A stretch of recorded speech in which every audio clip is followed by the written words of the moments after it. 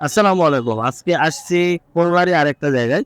আমার পেছনে হচ্ছে পাওয়ার হাউস মোড়। ওখান থেকে শেরে বাংলা রোডের দিকে আসতেই আপনার হাতের বামে ক্লো ট্যাঙ্ক গ্যারেজ দেখা যাচ্ছে।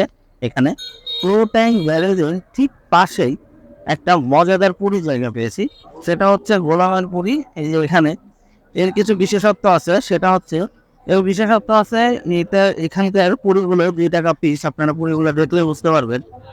এই যে এই সাইজের পুরিগুলো আমার জানা মতে এই পুরিগুলো পুরার এখানেই পাওয়া যায়। আঙ্কেল, এই পুরি কি এখানে বাদে অন্য কোথাও পাওয়া যায় আপনার মতে? এইটাই ১ নম্বরে। একটা অ্যাপ নেই। আচ্ছা, কখন খোলেন কখন বন্ধ? আসরের পর আসরের নামাজের পর আর রাত 11:30 তখন খাই। রাত 11:30 পর্যন্ত আপনারা দুজন মিলে সবসময় বানান?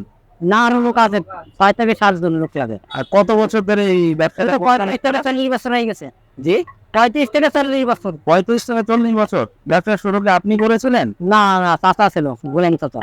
ও আচ্ছা আচ্ছা, মানে আপনার চাচু গোলাম নাকি ছিল, যার ফলে আমরা একটু সাইডে চলে আসছি। আমি 10টা নিয়েছি পেঁয়াজি, সরি পেঁয়াজি বলছি পুরি। এখন খেয়ে দেখি আসলে কেমন। ওকে, বিসমিল্লাহ। মজা আছেন? আমরা সচরাচর ডাল পুরির কথা মাথায় আনতে পারি না, কেন জানি বেশিরভাগ জায়গাতে আলু পুরি দেখতে পাই। ডাল পুরিটা খুব রেয়ার হয়ে যাচ্ছে। আবার কিছু কিছু জায়গায় আছে যে ডালের পরিমাণ অনেক কম থাকে। বাট এটা ওয়াও, আমি একটু পেঁয়াজ দিয়ে ট্রাই করছি। কি পেঁয়াজ দিয়ে মজা। তবে আমার কথা মনে হচ্ছে এখানে যদি একটু টমেটো সস পাওয়া যেত, বা ওই যে টক পাওয়া যায় না যে বিভিন্ন ভাজা পোড়ার দোকানে, ওইটা থাকলে আরও বেশি মজা লাগতো। তো আমি আপনাদের রিকমেন্ড করতে পারি যে এটা আপনারা খুলনাতে আসতে খেতে পারেন।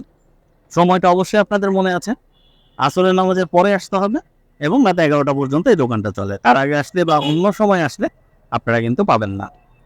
তো আশা করি ভিডিওটা আপনাদের ভালো লেগেছে এবং ভবিষ্যতে দেখা যাবে নেক্সট কোনো একটা ভিডিওতে নতুন একটা খাবার নিয়ে। আসসালামু আলাইকুম।